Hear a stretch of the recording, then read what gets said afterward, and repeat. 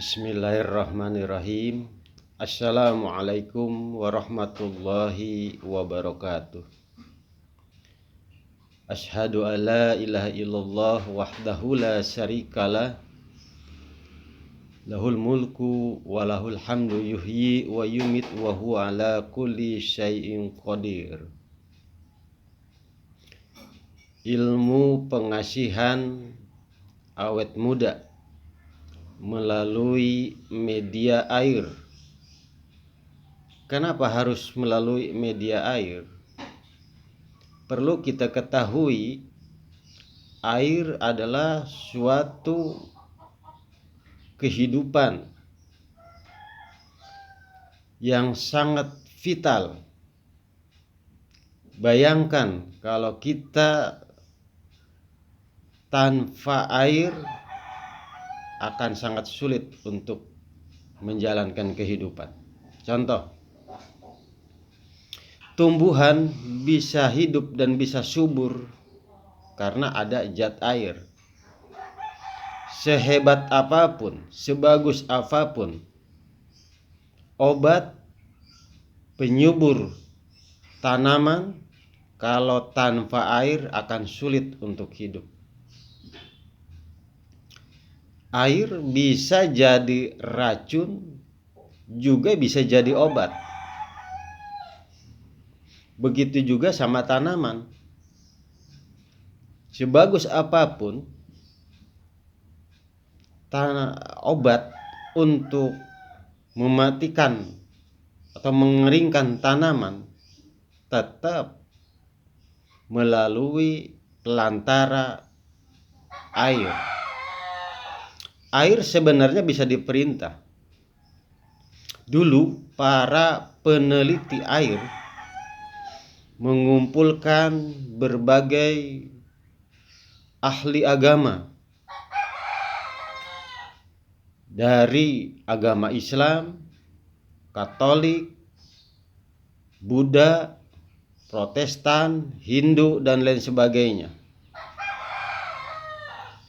Ahli agama, masing-masing ahli agama tersebut disiapkan segelas air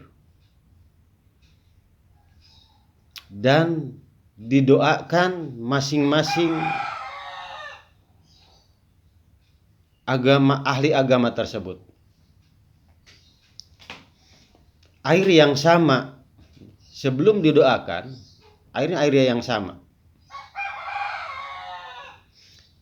Dilihat yaitu dengan memakai alat mikrofon atau pembesar barangkali kalau sekarang. Kalau dulu, sebelumnya itu sama.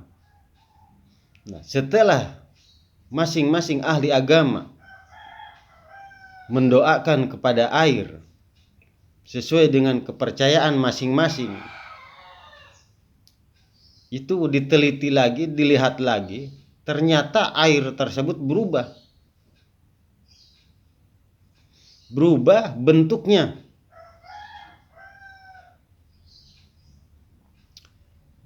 Beda-beda, tidak sama. Begitu indah setelah didoakan, air tersebut menjadi indah.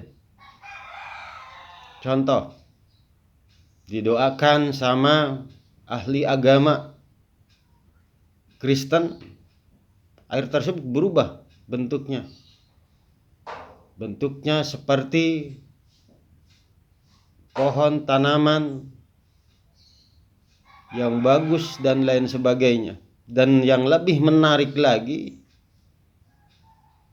air yang boleh didoakan oleh ahli agama Islam,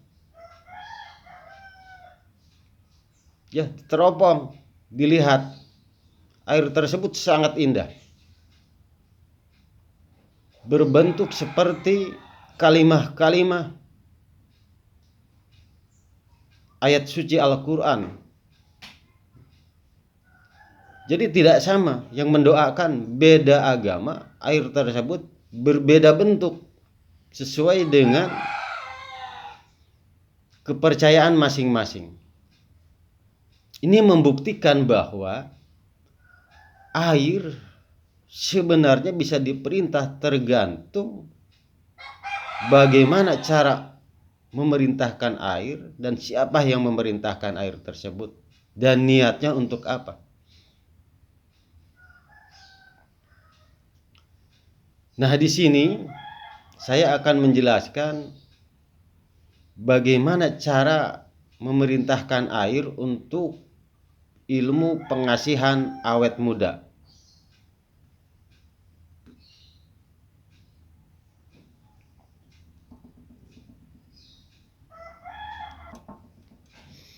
Ada suatu kalimat yang mana kalimat tersebut sering kita ucapkan dalam kehidupan keseharian kita.